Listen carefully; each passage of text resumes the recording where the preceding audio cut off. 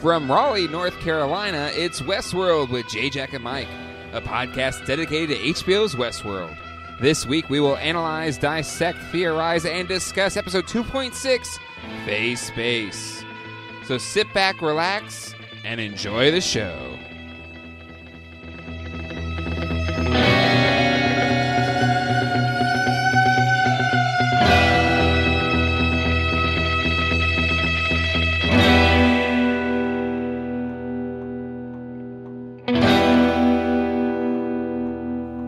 Hello, and welcome to Westworld with J. Jack and Mike. My name is Jay. My name is Colleen.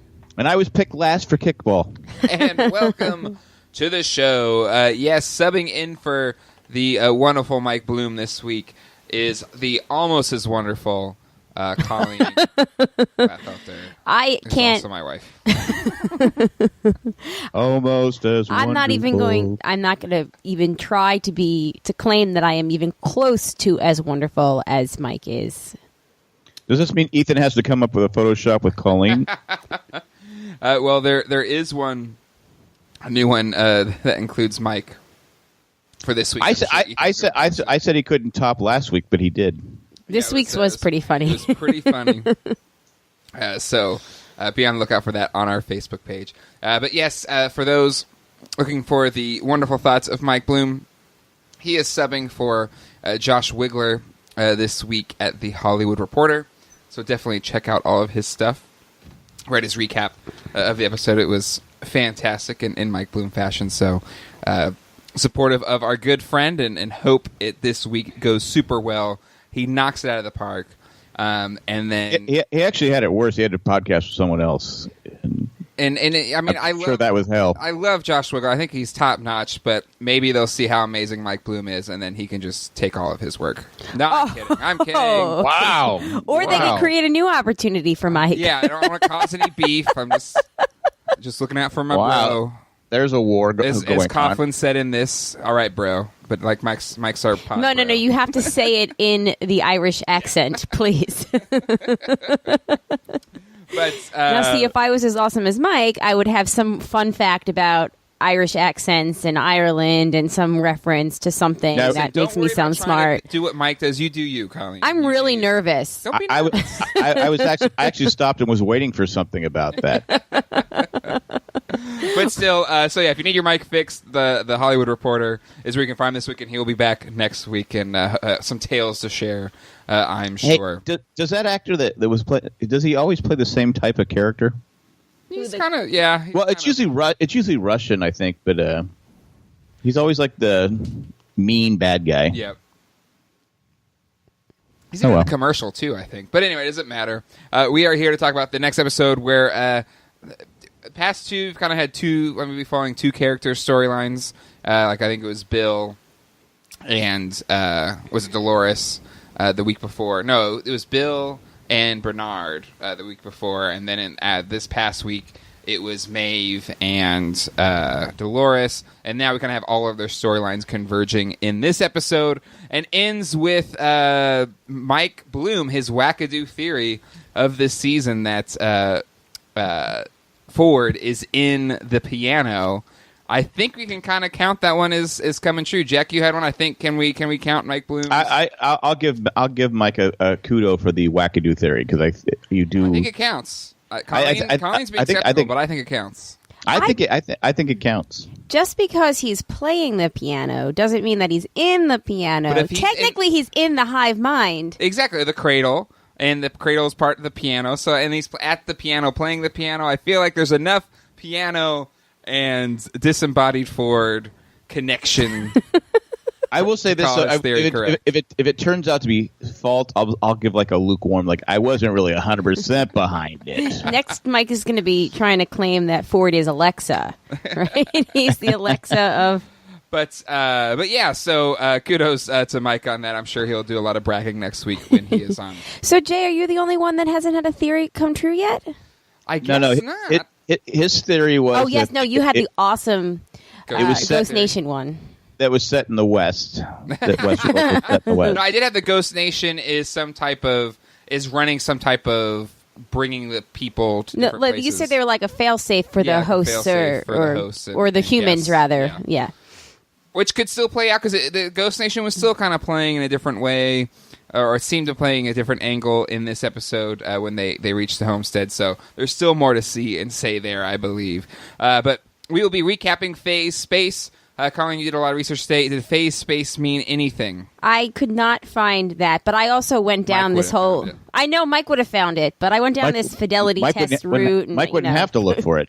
That's true. You would just know. I think Mike is the cradle of this podcast. I think so. I think that's fair to say. All right. Well, before we get into the thick of it, I want to thank the people that make this show possible, our patrons. All of the podcasts on the Jay and Jack Network are listener-supported, making up a bulk of the funds that make all of these podcasts possible. If you'd like to become a patron today, go to jayandjack.com and click on the Become a Patron link. Ooh, pick me. Sure. Okay, according to dictionary.com, a phase space is a multidimensional space in which each axis corresponds to one of the coordinates required to specify the state of a physical system. All the coordinates thus being represented so that a point in the space corresponds to the state of the system. Not for nothing, but Mike probably would have Googled it before we started. Probably. Still, it was pretty good. It was like a nice stick save. We'll give it to you. Okay, thank you. All right, let's jump I was just fighting to keep... I'm nervous, all right? Just relax. It's going to be fine. It's the big leagues. God. Let's jump into this recap. Here we go. So we start with Dolores and Bernarnold. Similar to the opening scene of the season... and we have an imperfect fidelity test. And it's that "you frighten me sometimes" Dolores conversation from the beginning of the season. And he's kind of going over a choice to make something I've been wrestling with between the unknown and an N. And he says he's not sure if it's his choice to make. Dolores says, "No, he didn't say that. I'm not sure what choice to make," is what he said. And this is a test for fidelity. So thoughts here. Was the first scene that we saw this season the real scene with a real Arnold, and then this is Dolores trying to make a Jim Delos-esque clone of Arnold? Oh, this and is one of the mini fidelity tests. And therefore she's bringing in like the reality to it or whatever. Or was the original conversation also another one of the clones of Arnold? I mean, who knows? I had seen an article today that actually theorized that this conversation picked up directly where we left off in the opening scenes conversation. So it's actually just a continuance of that. And I think it just shows that maybe this is part of whatever Ford programmed Dolores to do, in that now she's actually the one that's been more in charge. What do you think, Jack? I think she's just trying to mess with Bernard. You see his face. It's like, oh, come on. Yeah. Well, I think that. But okay, here's the thing. He looks confused. What would having a resurrected? Well, I think the confusion is very similar to the whole Jim Delos thing, where once he realized that he wasn't the actual Jim Delos, but a host version of him, and then he kind of started questioning his reality, and he couldn't handle it, and he just kind of devolved into a puddle. But well, what use does Dolores have for her revolution in bringing back to life Arnold all these years later, 30-something years later? Well, how do we know that this didn't take place so long ago that Ford sent her in there to do the fidelity test for Arnold becoming Bernard? It could be. That was a workaround.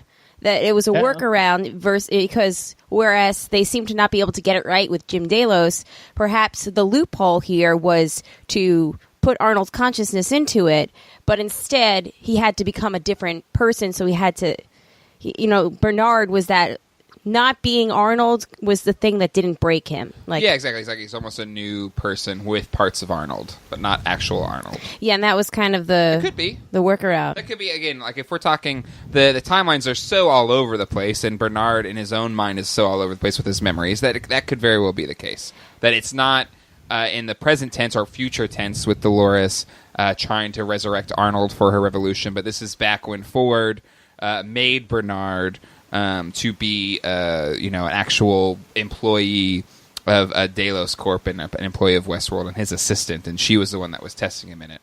I think there's a lot of different ways you could go with it, but I think it's a really interesting part, and it's obvious now since we've kind of had the beginning of this, or maybe a different conversation that she's also replicating, and we're seeing it again, that we'll see more of it from that point later on throughout the season. Right. Well, did you notice that it's actually all of those scenes are shot in a different ratio?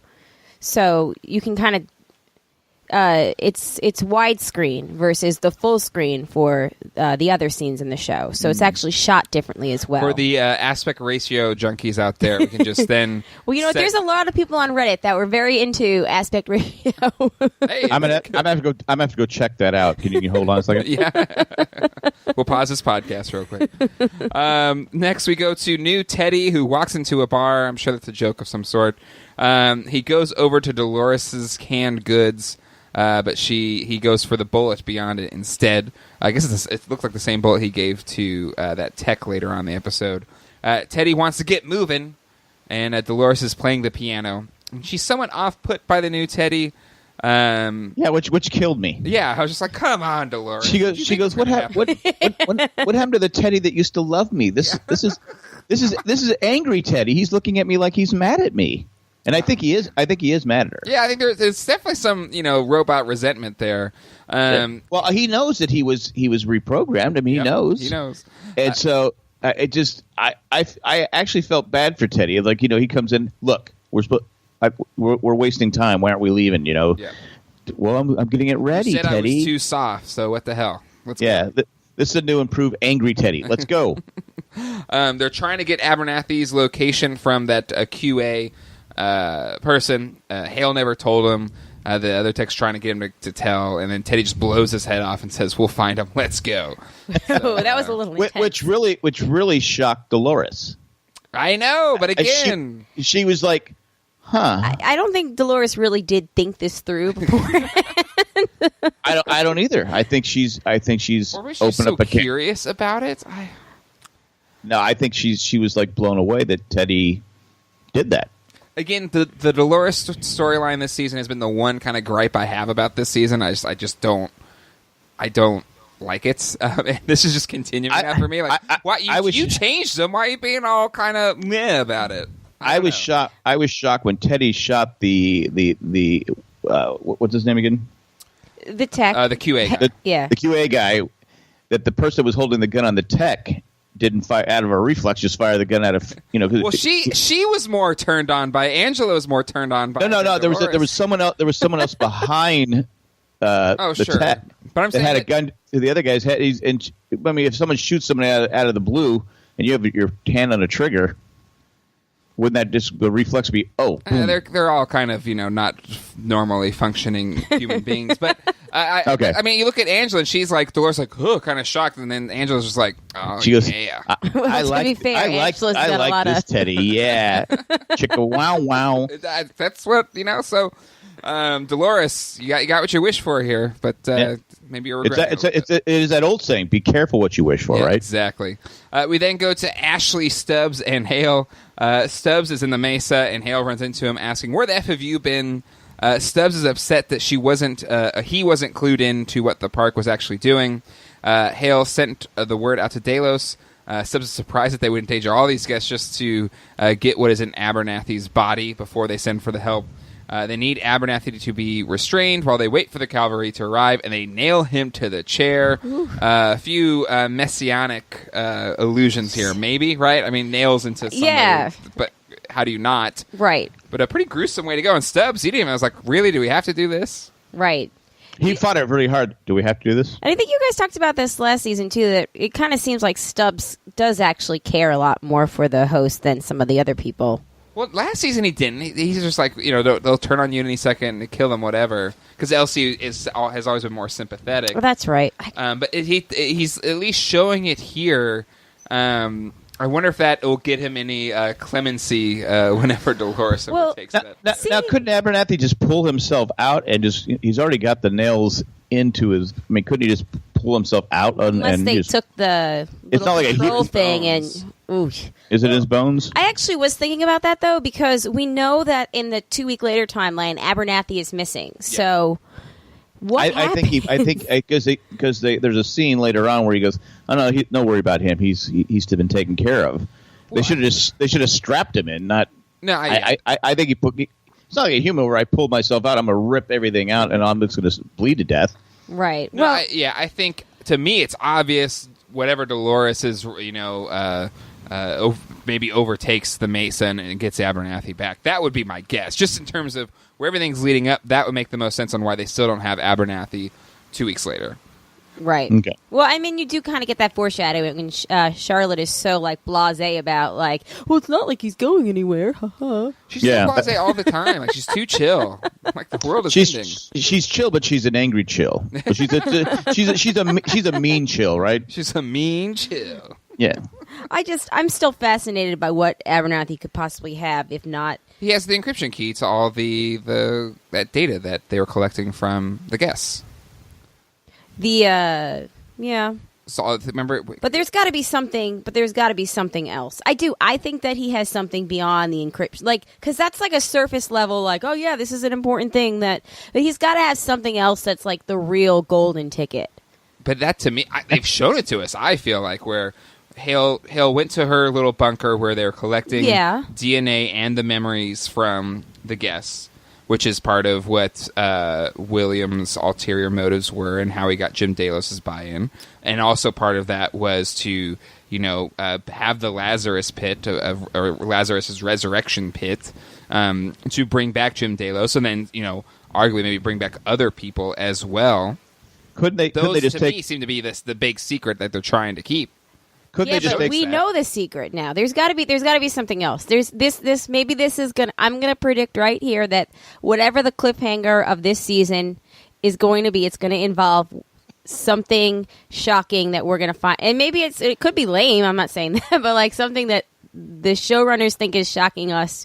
I will for say what's this. in Abernathy. If you're going to create a theory here, you have to give me something, Jack. As I give him Jack's crap been for giving his you theory. nothing for years. No, I'm saying even I give him crap, but he at least gives me the answer is going to be Mike's wackadoos and hot takes do as well. So, what do you think that big reveal is going to be, Colleen?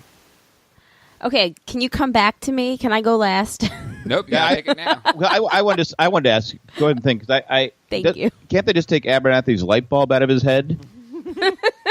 and they don't have to. Why carry the? Why do they have to carry Abernathy around? They take the light bulb. Because there's something else inside of him. There's, okay. First of all, what is it? Is he gifted? I don't know. I mean, it sets up the plot. I don't know. Maybe he's gonna like poop out a flash drive or something that's got something. Maybe you're saying maybe there's something stored inside of him other than the light bulb. That's a good point, Chad. Because if all the information's in the Hue light bulb, why not just take the light bulb? Yeah, just why do you have to nail him down? Just take the light bulb and move on. Unless I don't know, maybe it doesn't survive outside the body for too long. I don't know. That's a good point, Colleen. And Jack. That wasn't your theory, Colleen, so you can't claim anything. No, we came up with it.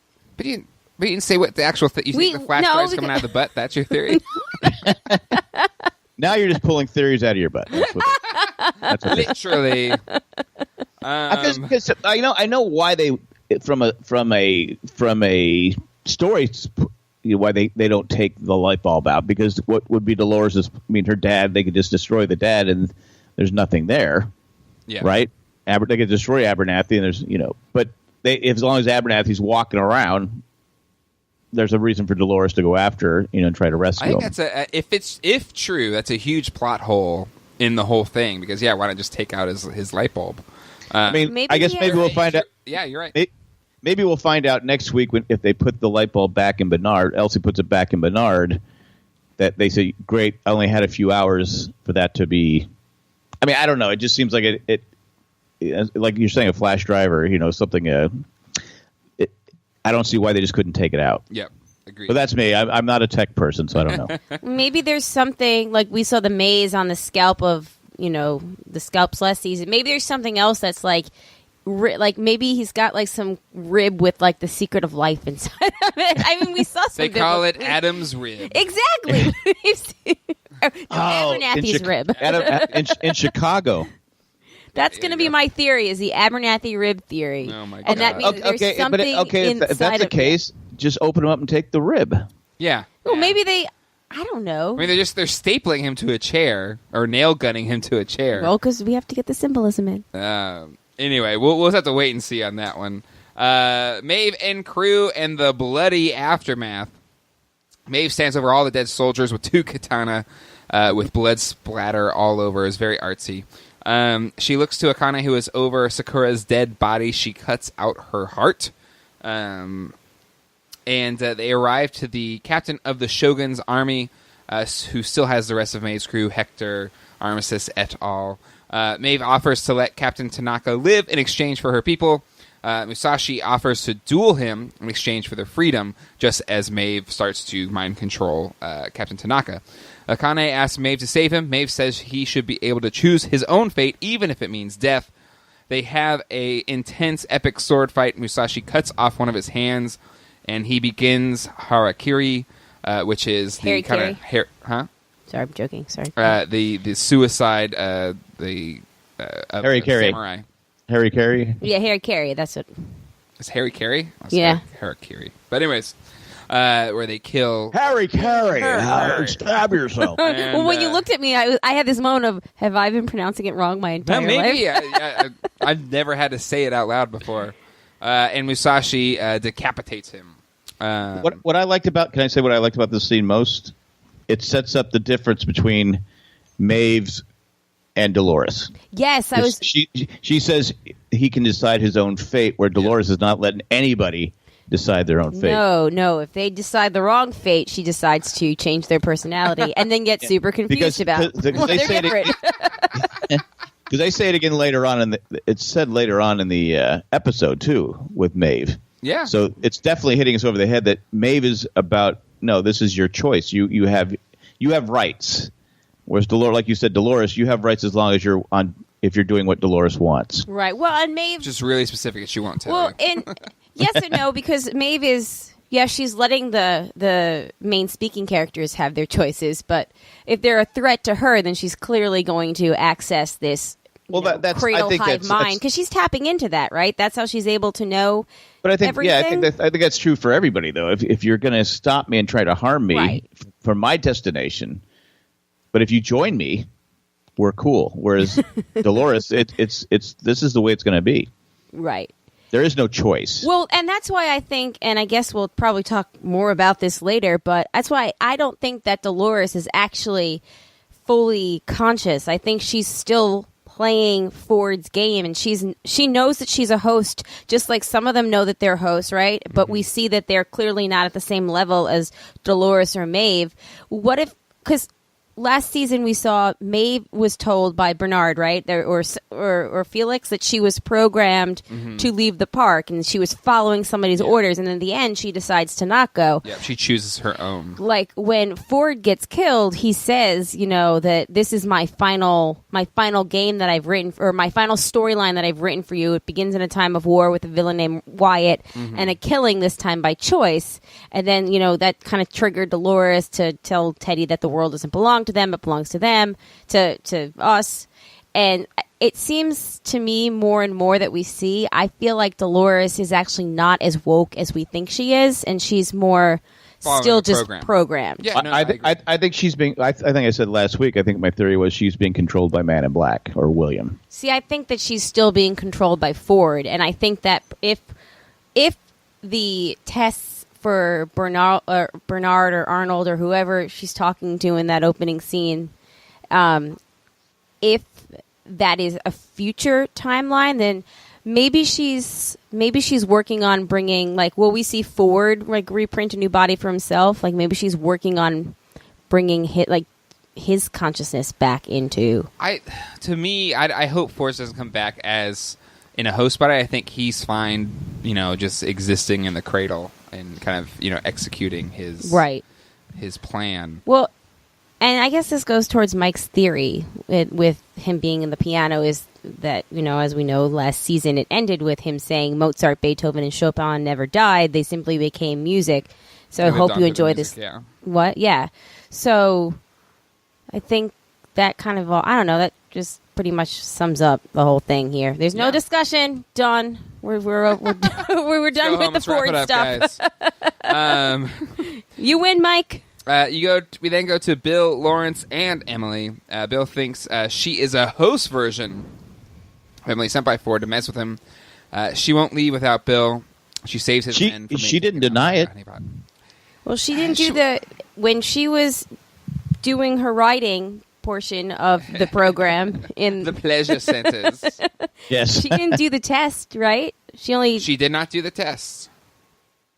It's possible. It's possible. And even, later on when he leaves her, maybe that's why he still doesn't believe it.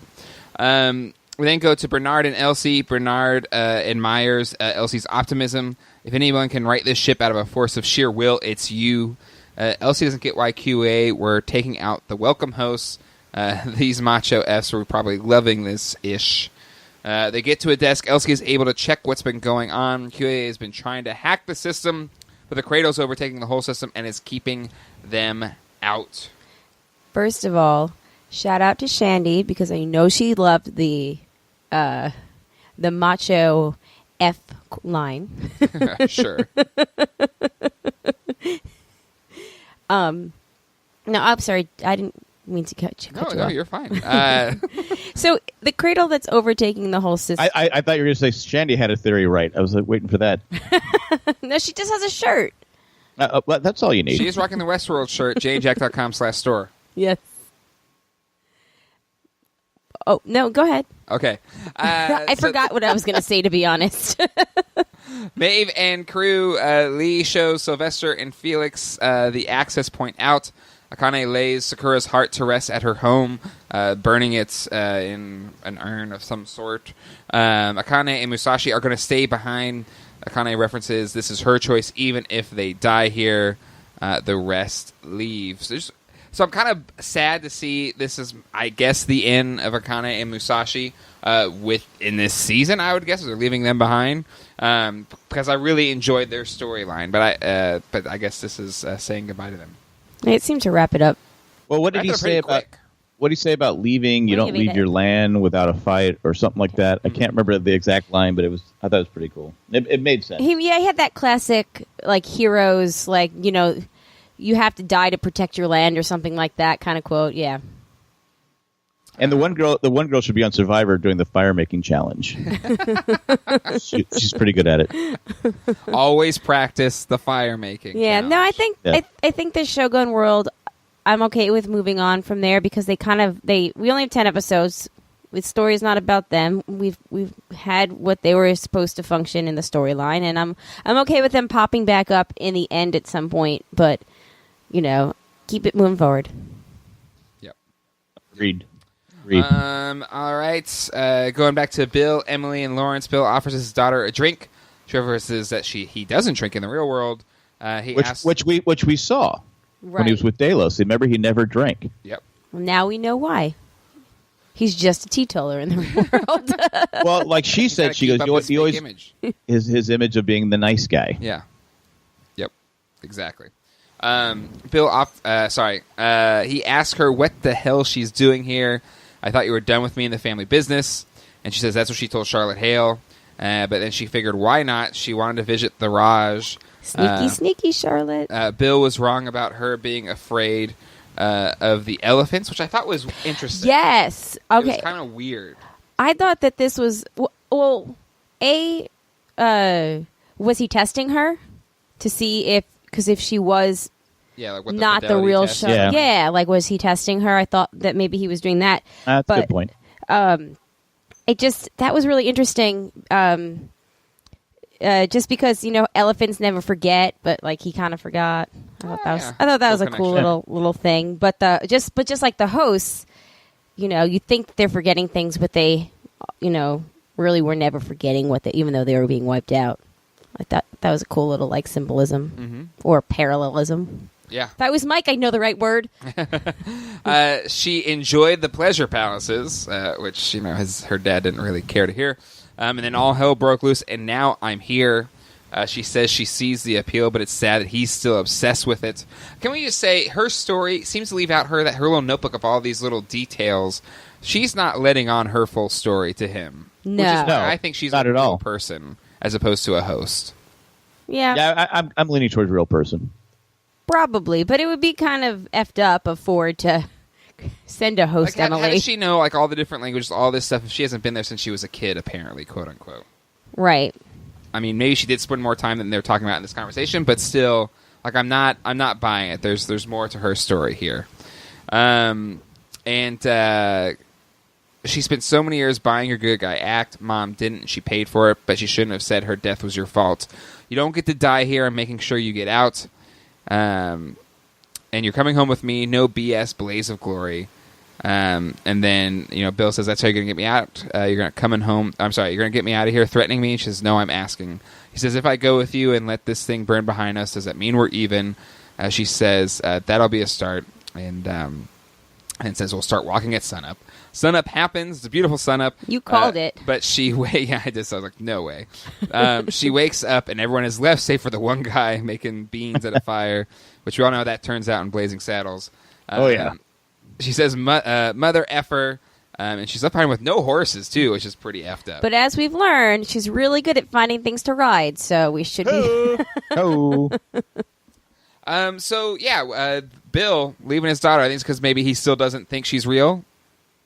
No, maybe he just thinks that the way that she ended up there, still, even if she wasn't a robot, maybe she still thought that Ford set something in. He doesn't trust her. Yeah, or he doesn't trust I think the reason why she's there. Right, and like I said, he wants to go out in a blaze of glory, and he doesn't want to go back. Yeah, I think he wants to die there. Either win the game or die there. That's what he wants. Win, Yeah. lose, or draw. Right. Exactly. He's not going to have his daughter get in his way. Yeah, it is kind of interesting that her correcting him on the elephant thing kind of parallels, right? The Dolores correcting Bernard in the opening scene kind of thing. That's too. where maybe it's like it was kind of weird. It was kind of weird. Is he losing his mind? Does he have like dementia or something? Right. Or Alzheimer's? Oh, that's Well, that's right. not that's not something you would forget. I don't think you confuse what your wife would say and what your daughter would be afraid. I don't know how you can confuse that. I don't know. But that's just it. Like Again, unless he was trying to test her. It's either a test or maybe he has some type of degenerative thing. or in his maybe mind. maybe it's just showing that he's lost touch with the real world. The further and further deeper he gets into the game, that he's like in Lion, the Witch, and the Wardrobe, right? If you're the longer you're there or something, you kind of forget. Is that that one? Yeah. So maybe he's just so caught up that he's forgetting what is real life. The lines are just so blurred at this point. It could just be a throw thing that doesn't matter at all in the grand No, scheme of it things. totally but matters. The way he was so disturbed by his facial, the way Ed Harris was acting the scene, it was so disturbed in his face, right, that it's hard not to put some weight on that scene. Wouldn't karma make it so that he was dying of the same thing that Jim Delos died of? So, yeah. We then go to Bernard, and I guess he's not a smoker. Yeah, I was going to say he's also not dramatically coughing and.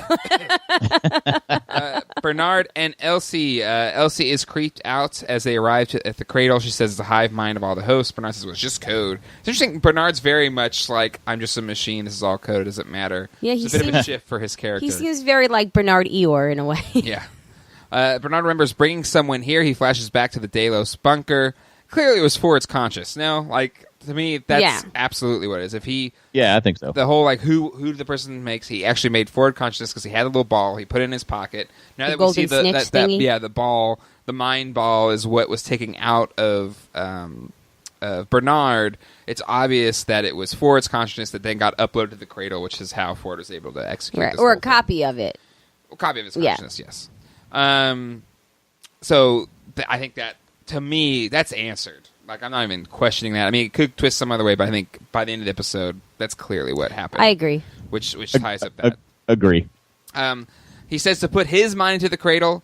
His mind ball is extracted out and uploaded to the sweet water train. It's only pain. Oh. It's just inputs and wires and stuff. He gets off into the normal sweet water routine, which was interesting.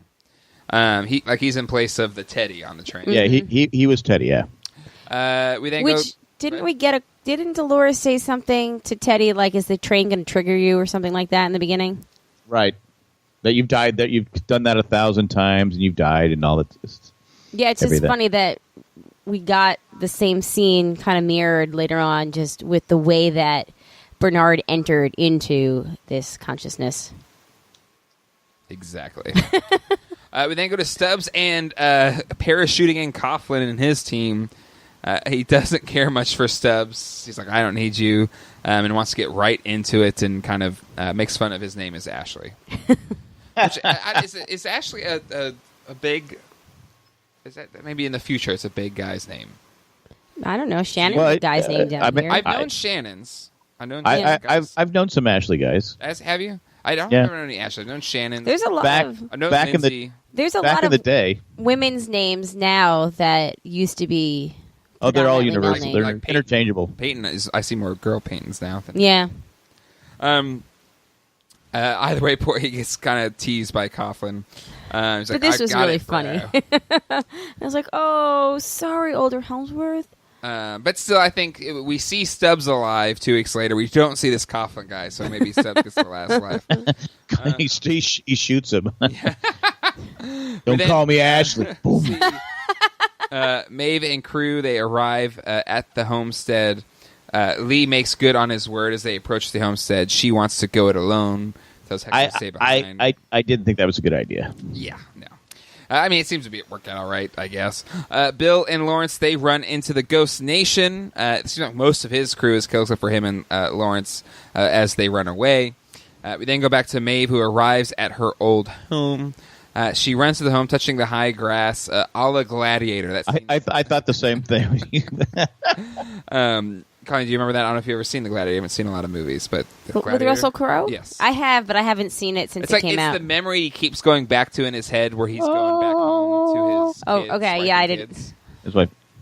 Sorry, if I was Mike, I would have watched Gladiator today just so I could get that reference. I think it was spot on to the score. I'm not as good as the Danish orchestra. But, she's going through her own memories with her daughter. Her daughter's on the porch playing with dolls, and I'm putting daughter in quotation marks. Just as she gets to explain that no one hurt her, the daughter's new mother calls for her. Just as the Ghost Nation arrives, she yells to the new Maeve to run. She grabs the daughter and runs into the field. The Ghost Nation man tells her to come with them. They're on the same path. She tells him in Lakota they're on a path to hell. Hector, Armistice, and the dragon open fire. Felix wants to help. Lee is tired of getting arrow shot at his predominantly mortal head, and he makes a call on his QA iPhone for help.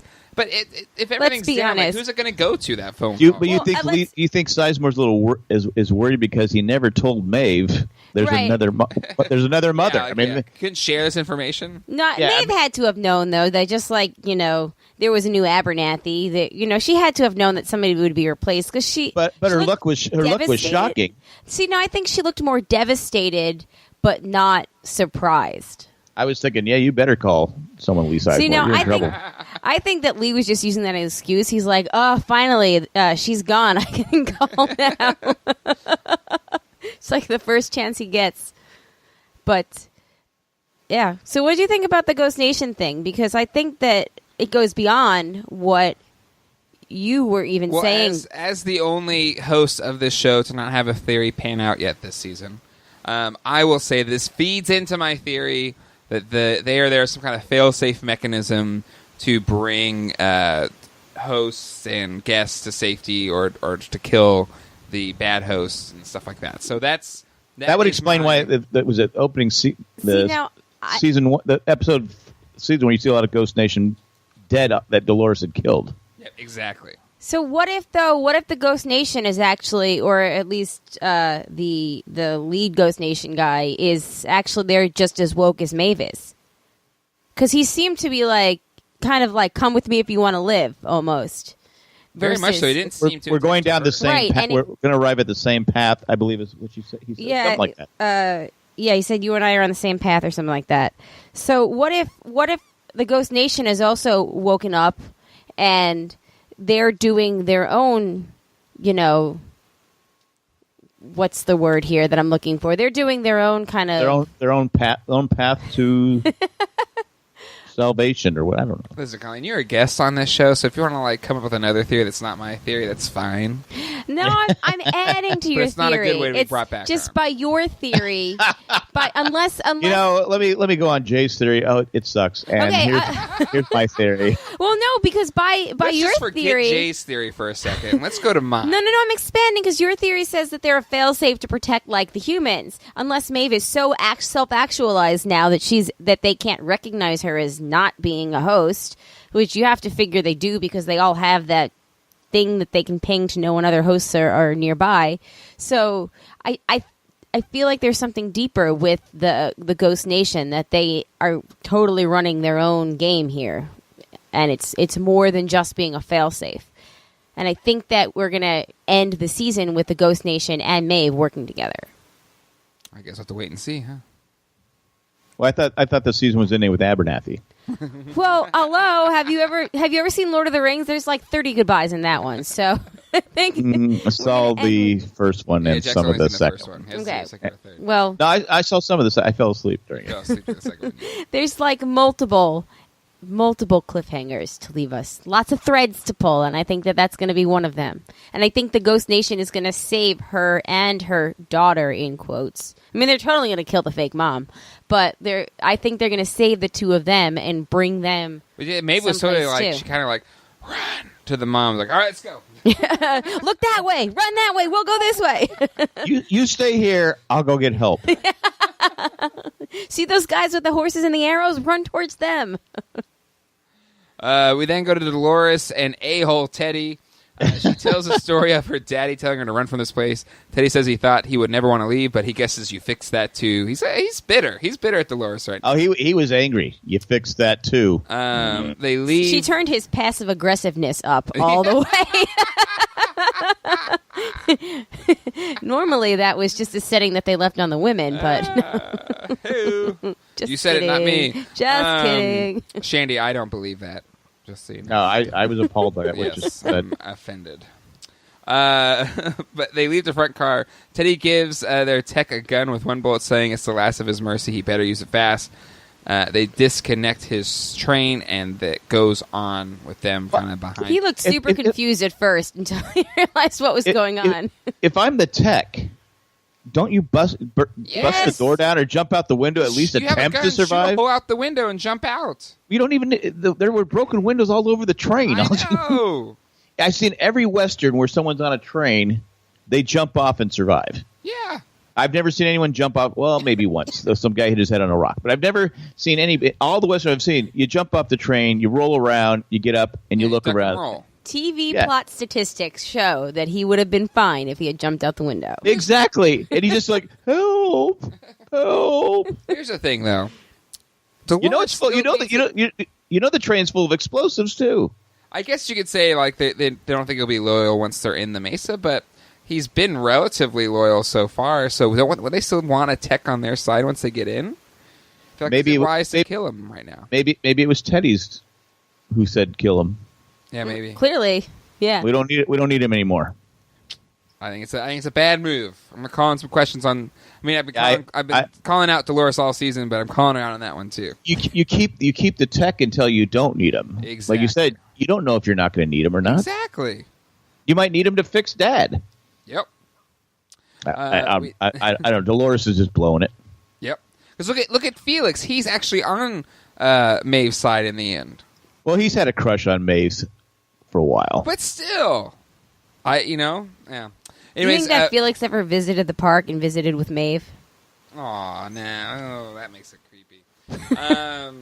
No, that's why he's still trying to save her.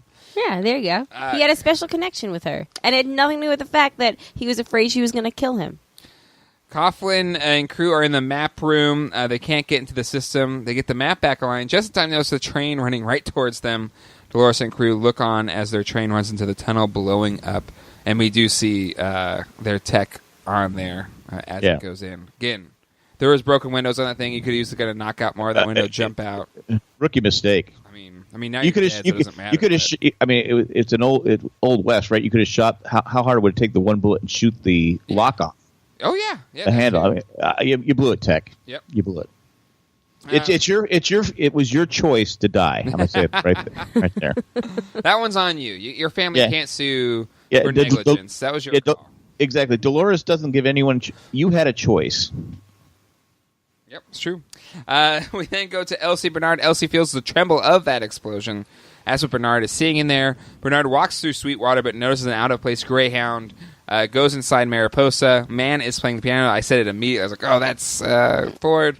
He calls out Bernard, and we see the reflection of Ford. Hello, old friend. Hello, old friend. So we're going to have some Ford in the next episode.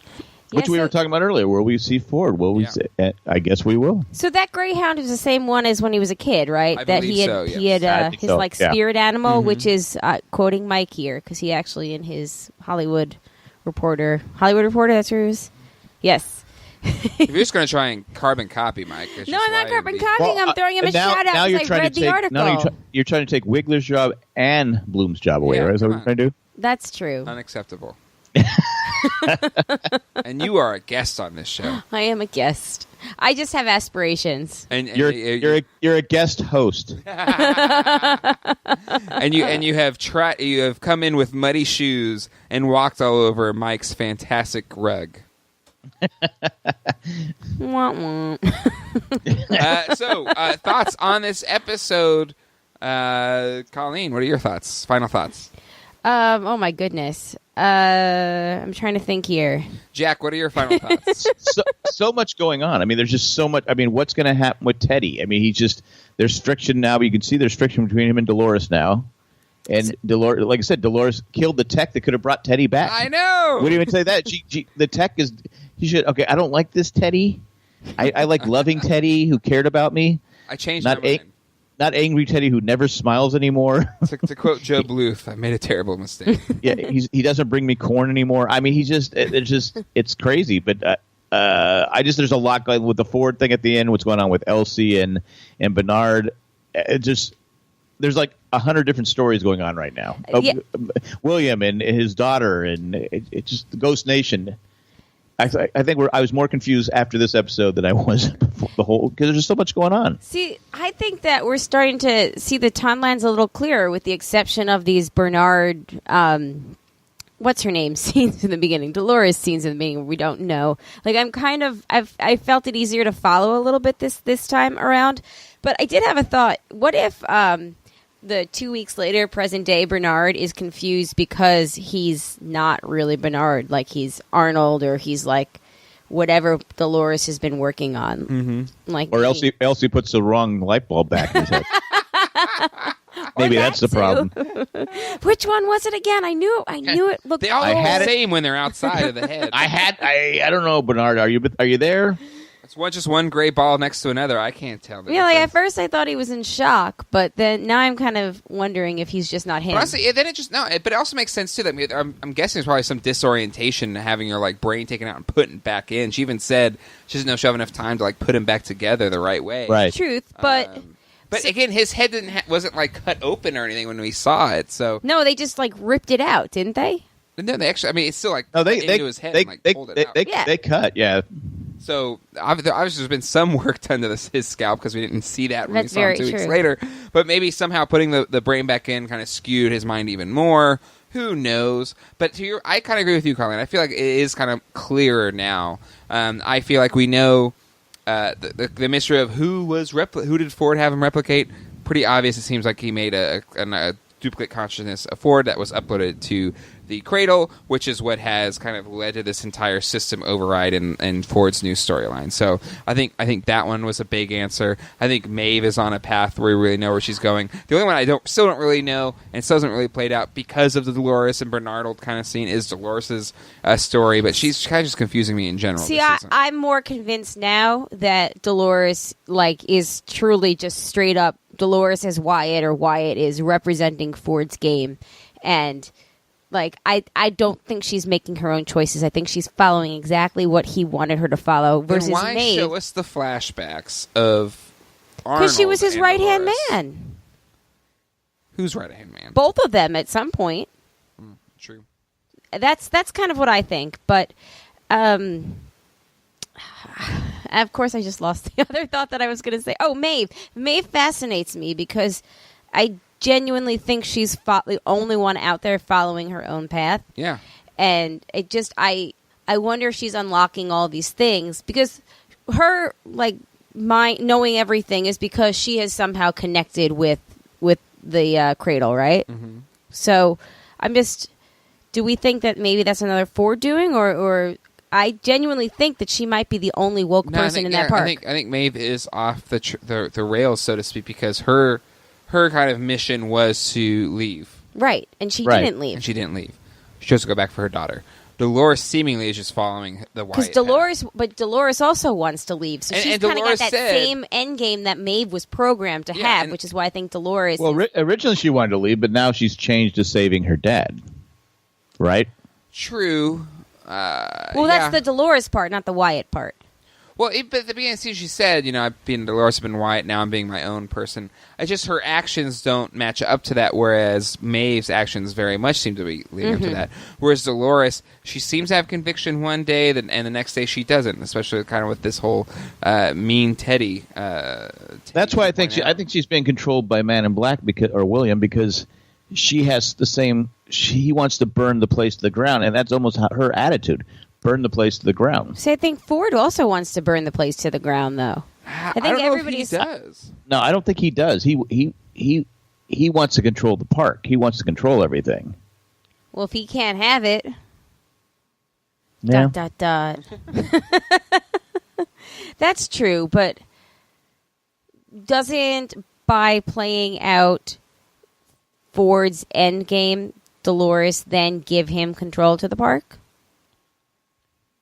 What do you mean? Like, whatever she's doing that he's programmed, even if it's burning parts of it to the ground, wouldn't that still give him control? Because if he's programmed her to do all of this, then he technically has the control over the park. So if she takes control of the park, then he, by extension, takes control, correct?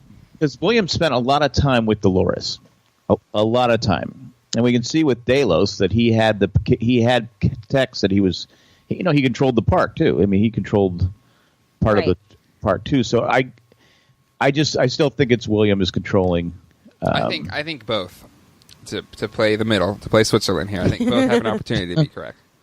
I don't see what William has to gain by, or how he would have really been able to program. He was more obsessed with this Delos cloning thing than more than anything else. I think that towards the end he didn't seem obsessed with it because he hadn't seen him in a long time. So there's just who knows what to wait and see. We'll find out in 4 episodes or 4 seasons. I don't think there's any way we find out this season. Really, I think so. You think so? I think so. I'm going to say yes. We're going to have to push the story along. I know. I said when this show first started, how are they going to make this thing last? Was it 5 years it's going to go? Yeah, I think so. But now you can see because they've opened up so many different stories and different directions it can go that, it can easily go 5 seasons. And it has been renewed for a 3rd. Do we think that Emily is making it out of this season? I think so. Yeah, I think so too. All right, let's go to listener feedback. Let's hear what you guys had to think about it. First up, we have an email from Kitty. Hey guys, just finished listening to your Ep 5 recap episode of Westworld. You all commented about the cherry tree carved in Sakura's back by the Shogun, but I think there is some deeper meaning. Sakura's name means a flowering cherry tree. So carving a cherry blossom in her back isn't only creating something painful and beautiful, but by doing so, the Shogun is also carving her own name into her body. Slightly off topic, I've been getting into a meaning of people's names this season. Dolores means sorrows, but is also closely related to the Spanish word dolor, which means pain. Wyatt means guide. So looking at Dolores' character arc so far, she's been assembling other hosts while using her Wyatt persona and guiding them towards the upcoming world, but using pain as her primary tool. Oh. Have a great day, Kitty. Good point. Any other thoughts there, Colleen? No, thoughts? I really like that. All right. I'm contemplating it, actually. I'm going to steal it for my theory. All right, this next email is from the... Not Ethan. On the podcast 2 weeks ago, my arch nemesis Ethan questioned why Bill would say his daughter is capable. Well, Prime Ethan, I think it reveals more about the character of Bill. He is saying that she's capable because that's something that's important to him. He is fiercely independent, autonomous, and capable of most anything. I think it's revelatory of how much he actually does admire and respect her, and the fact that he finds her capable is something that endears her to him. Finally, I take heat for last week's podcast where we all said it was good that Papadelos died so quickly. I do disagree with all of you. Yes, I understand we perhaps don't need another foil for Bill, but I thought it would be really fun to see a crazy office rocker robot loose in the park. Furthermore, there was so much horror build-up in the final sequence. Just to have him die with a little shove, it seems silly. As far as Mike saying he was glad Delos was killed so quickly, that's what I wish for some other characters that he somehow thinks are way cooler than I do. It's the classic hero Siler problem. Speaking of which, when can we expect the next installment of your eagerly anticipated Heroes Season 2 Rewatch podcast? The character I wish was just one and done is Armistice. She's mediocre, and I was very happy to have her go away at the end of Season 1. It seems like they have brought her back simply to have another badass girl running around. I don't like Shandy to hear that. What's wrong with that? Serve your purpose, move on. I don't need your slow-mo, cool strutting around incessantly. All right, rant over. See you next Tuesday. Love forever, not Ethan. Hey, I got a question. Have we ever seen Ethan and not Ethan in the same room? I actually there are theories. I sent Ethan a message last week on Facebook and was like, dude, are you totally not Ethan playing a bit? And he swore up and down that he is 100% not I will Ethan. say it would be impressive if not Ethan was not Ethan. But the writing style and the emails are different. They're both completely different. So yeah. Well, you did tell me that. As you pointed out last week, Ethan's emails are only like a line long. Well, lately, this season. But in this episode, we have a very long Ethan email. Because you called him out. I did. Well, because Ethan's things only being a line long, that's why I thought that Ethan and not Ethan were the same person, because he blew all his theories on the not Ethan and then had to save one of them for the Ethan email just to give himself an alibi. All right, this next email is from Sasha.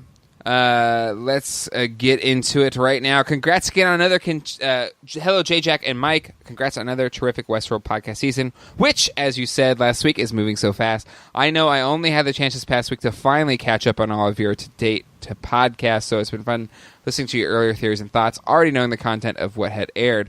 And here we are now past the halfway mark and screaming toward the Season 2 finish line. Our pathway marked in gunshots, blades, nitro, and techno anarchy. Also, nice job, Jack, on your grace as Emily is Bill's daughter. Crackpot theory coming true. I love this email. Great call out and win from your corner on the skull map of this podcast. Cheers. Tonight's episode features a possible wish fulfillment of anyone in a long-term relationship anywhere. The one-button touch ability to change your partner into exactly who you want them to be. Consequences come what may. I'm going to say this. Dolores likes the bad boys. Yo, I disagree. I don't know. Yes. She did. I think she thought she did. Yeah. So I know, Colleen, you like Lee. You were talking about Lee Sizemore. You had a crush on him last week. I don't know if I said it on the podcast. You didn't. We talked about it on Survivor podcast. The Survivor podcast. But yeah, be careful what you wish for, Colleen. Hey, I just thought of something. Was Dolores trying to make Teddy the same image as William? I mean, he's probably her thoughts Black of Hat William. William or is more White Hat. I think is what she would endear herself to as the White Hat William. But who is he like though? Teddy is William. It's I almost know.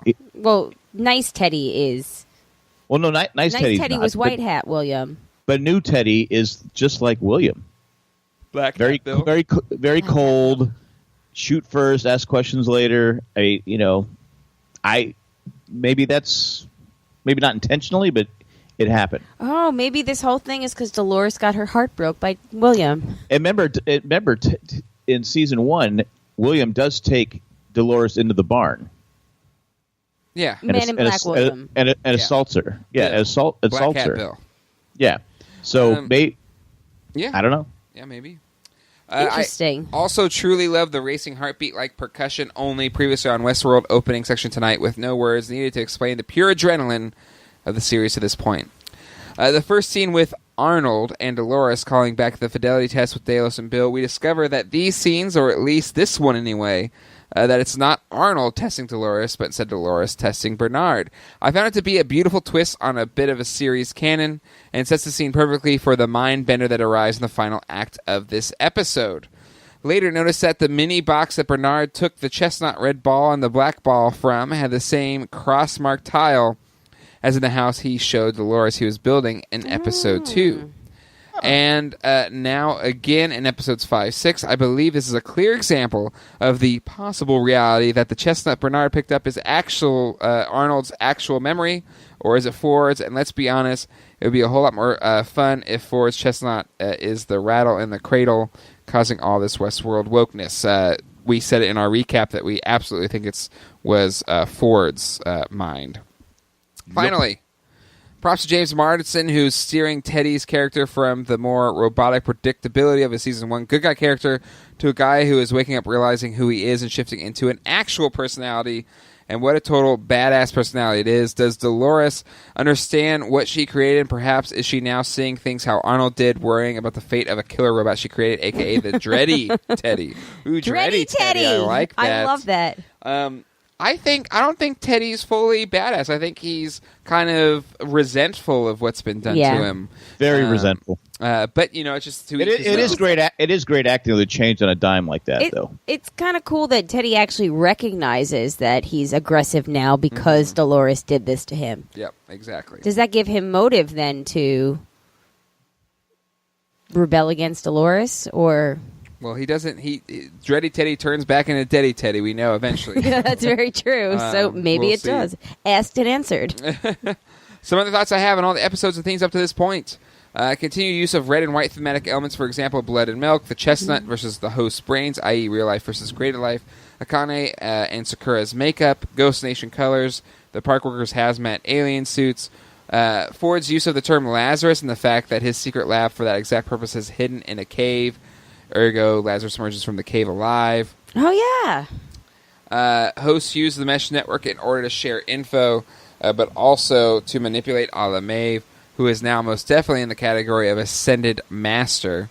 Bernard's shoddy memory, where he says, "Is this now?" and I can't tell in the future what's in the past, feels like a very helpful phenom for the writers to allow his point of view to be malleable and not bound by a true timeline. It also speaks for all the viewers. Call her Dolores or call her Wyatt. Wouldn't it just be easier if we called her D-Dubs? I like that. D-Dubs is good. Loving the clear color palette, grading differentiations between Westworld, Raj World, Shogun World, the labs, and the real world. All the music plus audio is great, but in tonight's episode, the sound design of Fly buzzing while Dreddy Teddy listens to the captive soldier calls back to the blue tongue illness. Great touch. I find Maeve's final act story heartbreaking as she realizes that she is not a person in her own story, that her daughter isn't really hers, and despite all that, she's willing to fight to the death to protect her. Phew, sorry that was a lot, but there's so much good in this episode and series. Keep up the great work and podcast, guys. Ciao, Sasha. Great email, Sasha. A lot of good stuff. Awesome. Fantastic email.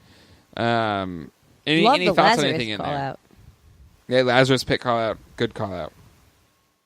Good imagery. Yes. We were talking about the messianic imagery with Abernathy getting nailed in, and that's a great one to call out as well. And agree with. And she described Teddy. Dreddy Teddy. Dreddy Teddy. She described him perfectly. And D-Dubs. I like the D-Dubs. Dolores or Wyatt. D-Dubs. I like it. Yeah. It's because W. D-W. Oh, D-Dubs. Okay. I just mouthed to Jay I didn't get it because I was trying to save face, but thank you for explaining that out loud, forcing me to admit that I didn't get it. But now I get it. D-Dubs. Awesome. Well, in case there's anybody at home that we didn't quite get it. Using you as a conduit, Colleen, to our listeners. Thanks for that. Thanks for explaining it. All right. Last email is from Ethan. Wait, is this from Mike? Greetings. I would like to start this by saying that Mike, an awesome addition to the podcast, his insights are so informative. Oh, wait. This is the week he's not here, right? Yeah, F that guy. Yeah, F that guy. Now, let us honor our fallen soldiers by talking about television. Can you pinpoint when Dolores is talking to Bernard at the beginning of the show Is it Dolores or is it Ford or is it Dolores is Wyatt training a Bernard host to act like Ford or a Pinto? It's all happening in The Rock, the Cradle of Love. Gotta say, I love new Teddy. I love the fact that Dolores doesn't seem to like him or is unable to predict what he is going to do. I'm now going to give some quick recap of the first Maeve section, the way the writers of Westworld handled the fight we were supposed to see at the end of last week's Shogun episode. Probably to save money there. Maeve is covered. That's definitely what it was. Maeve is covered in blood, yada, yada, yada. We want to leave, yada, yada. Cool, fight, yada, yada, yada. You better find your daughter before, yada, yada, yada. P.S. We aren't coming with you, and bam, the Fellowship of Maeve. Well, to get that sequence, not many people have used a samurai sword, so... I mean, I was the training probably involved the time and money. I gotta kind of agree with Ethan here, though. Like, there's that image that they kind of used a lot in the trailers and everything of her kind of picking up the katana. It's like, oh my god, she's gonna go ham with this katana blade. And we have that scene at the end of last episode, and then we completely bypass all of her badassery action to then having her just standing over all the dead bodies with the sword. Well, I think that's why they were showing bits and pieces that. We go, okay, yeah, I can believe it. So, I mean, without actually spending the time. I mean, a scene like that would take. How long would a scene like that take to film? Well, again, like having full armies charging. I mean, we heard about in Game of Thrones. Like those type of battles can, tens of millions of dollars, and so. days of shooting. Yeah. I mean, they only had 3 years to film the 10 episodes. So yeah, but they had a whole bunch of Game of Thrones episodes in between with a lot bigger battles that might have blown that budget. Side note, I'm so happy they're using the leftover Foley sounds from the Garvey Unique Biometrics file for the sound of Felix landing on the bodies down below. Oh, yeah, we didn't talk about that. That was really gross. Emily is a host, right? Tote's a host. We never saw her get shot, and if she isn't a host, well, I might have a crackpot theory later in the email. Ooh. So when Bernard and Elsie are walking towards San Junipero, I got the distinct feeling he is becoming better at telling people exactly what they want to hear. He tells she can't right the ship, and she loves it. He keeps getting her to do exactly what he wants. Thoughts? Maybe. Of course, Maeve's girl has a new mom. For someone so smart, Maeve sure is emotionally unstable. And let me ask you a question. If you have two armistices, does that make it an armistice?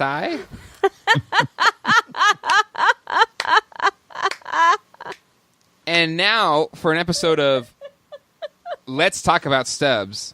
Let's talk about getting put down because of the unrest in the park like it's his fault. If this lookalike Kimmy is such a badass, why wasn't he the main security in the main park that included the main inventor of the tech who could basically do whatever he wanted? Stubbs better get a good review and a raise. This mustachioed Coughlin better die a violent, gruesome death. No. For me, we have Stubbs and Emily back on the maybe a host list. Okay. So I've tried to go as long as possible on every episode without a leftovers reference. So now you two, the fair in a gym bag sound one up on top. And this is the gladdest episode of Westworld. If you are on the fence wondering why you should care or try to keep up, I can see where you would get off at this point. I will not, because I'm ride or die with you guys. Try watching this one out of order. Looking at you, not so ever-present, Mike. So here's my crackpot theory. Emily is a host because she is the one who killed herself, not her mother. The Emily/Men in Black stuff, it was a bit on the nose for my taste with all the Daddy Come Home With Me. Man in Black might be an a-hole, but he's not stupid. And if he felt the need to save some robots 2 weeks ago, why would he leave his daughter alone in the park? Oh. Please see the attached updated shot of the week. That's all except for everything else I have to say, Ethan. P.S. Listening to a lot of Lost podcasts this week while doing a Season 2 rewatch, and I have never heard these before. I only have one thing to say. HJ doesn't mean what you think it means. Poor handsome Jack. But what is he trying? What's he trying to say? Because I'm thinking H could be Han. Anyway, we'll move on. Well, actually, mine was Bitter J. You were right? Bitter J. Well, it's right. We put them on your So bobblehead. mine is BJ. HJ. Yours is BJ, and he was Handsome Jack. Oh, HJ. I think we did as B plus H Productions. It was B plus H, yeah. So we didn't have HJ plus BJ. I was thinking something else. I was going a different direction, but okay. Man, if you guys wanted to get more like searchability, you should have totally been HJ plus BJ Productions. Totally the wrong thing. PPS. We'd be working for the Hollywood Reporter if we did that. Somebody please make a artwork of Jay and Jack wearing the white hat and the black hat, and one says HJ and one says BJ on the top, please. Thank you. And then Mike's in between with his hands up like, I don't know. PPS, I hope you like this email. I saved all the good stuff for the not Ethan email. He's contributing to these rumors, these theories. PPPS, don't get pissy. You're the one who asked for longer emails. No, great email, Ethan. Fantastic work. And I can't wait till till you guys get to see this photo. Yes, I'm sure Ethan will post it on our Facebook group at facebook.com/group/Jay and Jack group. I will describe it. It is the scene in which our not brave tech is not bright tech. Yeah, going off in the tunnel to blow up, and Dolores is looking on. But instead of the tech in the window, it is our dearest podcaster, Mike. And he has that goofy smile. Oh, Mike doesn't have a goofy smile. No, in this photo, let's face it. In this photo, he does have it has that photo like, hey, I'm here. I'm going to die in this tunnel. Hey. Mike, I'm sure listening to this, I did not say that. It's Jack that said that. No, I'm not going to die. I said it. I put you above my wife in terms of people that I enjoy, so just, It's what makes the picture. It's what makes the whole Photoshop thing funny. Is he's got that smile like, oh, I'm going to die. All right. Well, thank you, all of our listeners who sent in feedback. Great feedback this week, everyone. A lot of fun on all fronts. That means it is now time to get to the last part of our podcast episode. It's time for Jack's crackpot theory of the week. Jack, what do you have for us? Can I have a wackadoo theory and a crackpot theory? It's a wackadoo is copy TM Mike Bloom. But he's not here. So maybe I could be Mike Bloom for a second. Sure. Okay, I think that Elsie's going to die. I think that Bernard comes out of this whole. She puts Bernard back together and he kills her. Ooh, okay. I don't think she survives the season. Is that your wackadoo, or are you gonna have a separate? That's my wackadoo theory. My crackpot theory is that we see Teddy and he's angry. He's not happy with Dolores anymore. He was so loyal to Dolores, and now he's kind of doing things his way. Wouldn't you agree? It's off-putting to Dolores, that's for sure. Yeah, I mean, so we know eventually we see a Daddy Teddy, right? Yep. I think Daddy Teddy kills himself. I don't think he can handle. I don't think he can handle being the new Teddy. Ooh. I think he likes being. He liked being the old Teddy, the loyal guy, the guy that was there, to protect Dolores, and now he's so fed up. I mean, he's just angry with Dolores. Yeah, he knows it. He knows that she changed him, and for Teddy to get killed, someone would have to get the drop on him, right? Mm-hmm. Old Western term. And I don't never heard of it. I don't think that's going to happen. So I think he kills himself, and that's what happens with Teddy. And that's a very interesting comment on his consciousness too, right? Yeah, because he's fighting. He's being programmed to be more aggressive, dready Teddy, but he's fighting it because he prefers. Because Daddy Teddy. Mm-hmm. Maeve wanted the change. She wanted the change.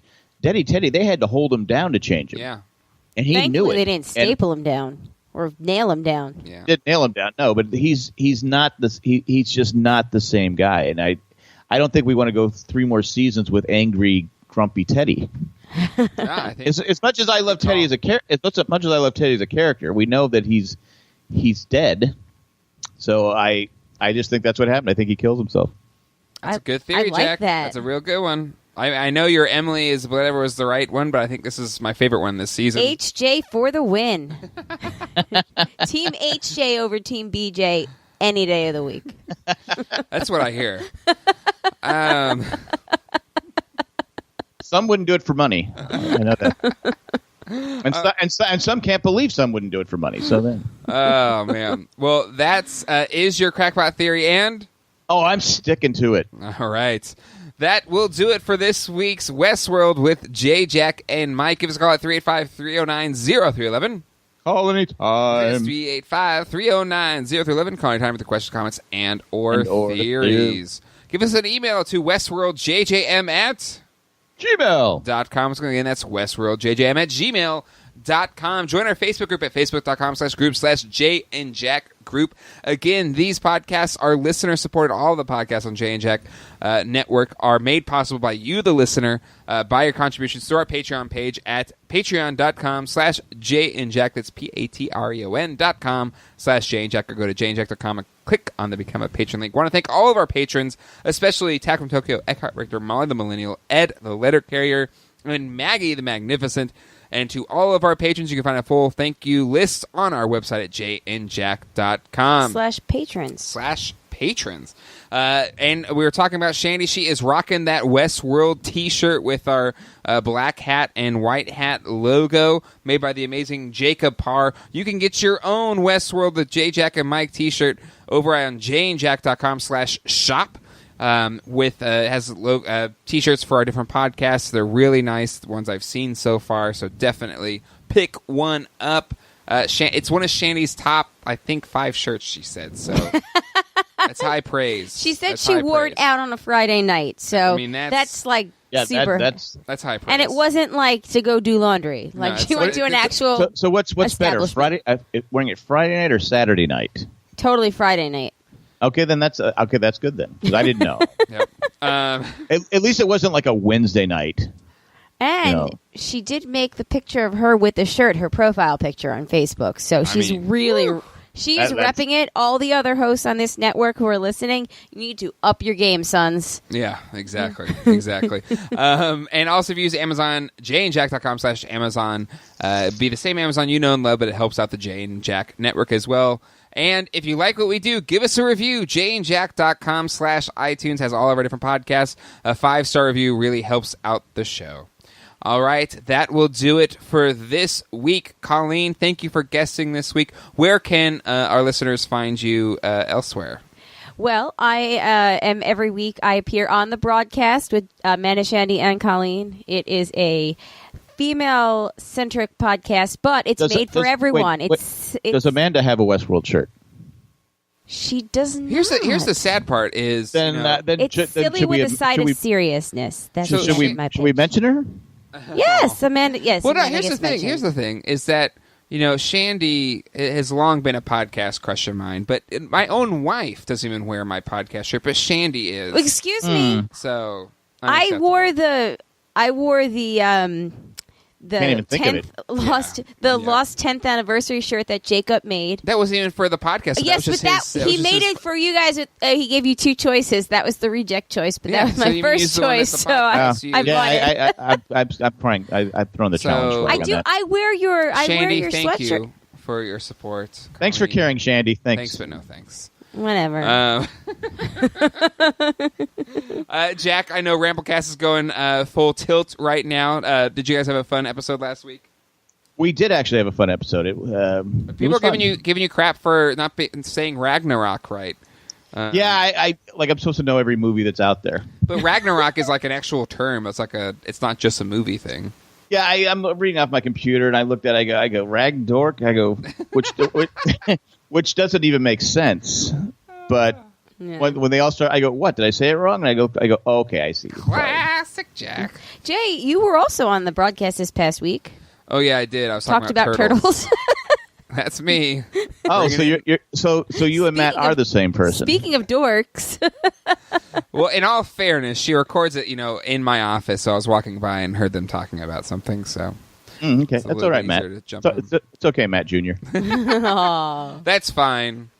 The broadcasters 3 are prettier, anyways. We have been trying to get this thing made by Jacob for the store, which is a Matt's list, just like piece of merchandise, like a list that says Matt's list. That'd be awesome, right? Stay tuned for that. The more I say it, the more I'm gonna make it happen. I've been saying that from day one. We should have Matt's top 10 list. Yep. Shirt. Yeah. Or his top 10 shirt idea list. Yeah. That's even better.